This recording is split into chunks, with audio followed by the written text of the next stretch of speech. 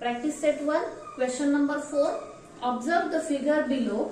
Name the parallel lines, the concurrent lines and the point of concurrence in the figure. ही जी आकृती दिलेली आहे या आकृतीमध्ये आपल्याला पॅरलल लाईन्स शोधायच्या आहेत, त्यानंतर कॉन्करंट लाईन्स शोधायच्या आहेत आणि ज्या लाईन्स कॉन्करंट आहे त्यांचा पॉइंट ऑफ कॉन्करन्स शोधायचा आहे.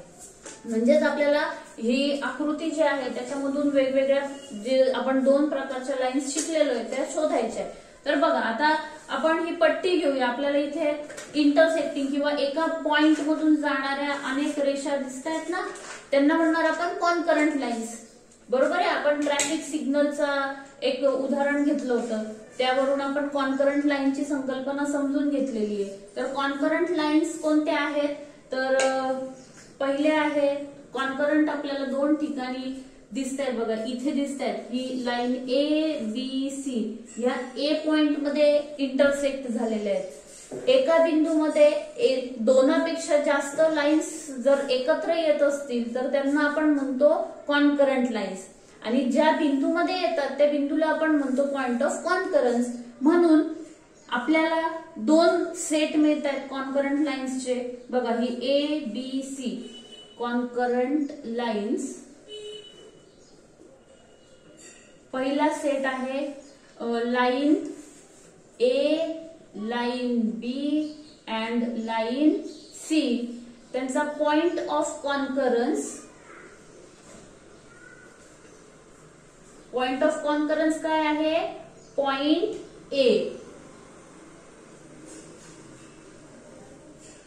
दुसरा सेट मिळतो आहे आपल्याला, हा दुसरा सेट की ज्याच्यामध्ये पी क्यू आणि ही लाईन एडी या तीन लाईन्स आहेत. Line P, line Q and line AD. And the point of concurrence is point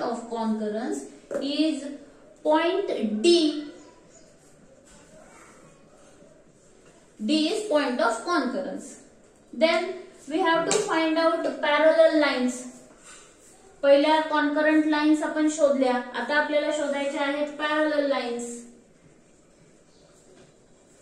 Parallel lines are those which never intersect each other. एकमेकींना कधीच इंटरसेक्ट करत नाही. मग आता बघा ह्या तर इंटरसेक्ट झालेल्या आहेत, पण इथे मला एक लाईन दिसते ही बी आणि त्यानंतर ही लाईन दिसते आहे एम. ही बी आणि एम आपण अशा पुढे कितीही वाढवल्या, मागे कितीही वाढवल्या तरी बघा ह्या अशा मागे कितीही वाढवल्या तरी त्या एकमेकांना इंटरसेक्ट होणार नाही. तर पहिली जोडी मला मिळाली पॅरलल लाईन्सची, line B and line M. त्याचप्रमाणे दुसरी जोडी मिळेल बघा ही लाईन एम आणि लाईन क्यू. हे पण मी किती वाढवल्या पुढे मागे तरी त्या इंटरसेक्ट होणार नाही, म्हणून लाईन एम आणि लाईन क्यू ही दुसरी जोडी मला मिळाली.